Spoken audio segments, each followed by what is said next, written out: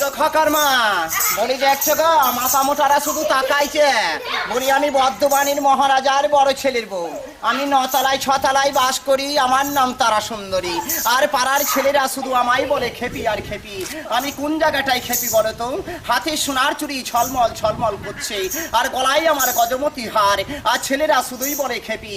বলি ড্যাং ড্যাং ড্যাং জামাই এসেছে, ফ্যান খাবারের ডাব্বাটা ভেঙে ফেলেছে। পান খেয়েছি, বীজ ফেলেছি, দাঁত করেছি ছোলা, আমার বন্ধুর নাম রেখেছি মুড়ি ভাজা খোলা।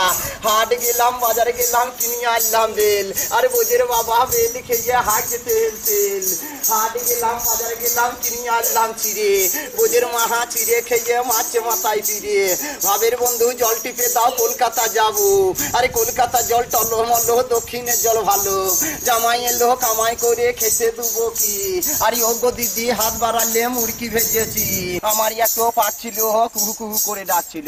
সেই পাকটো কি হলো, পাতলা ঢাকা বৌমল।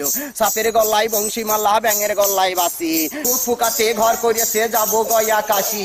মাথা মোটারা তাকাইছে।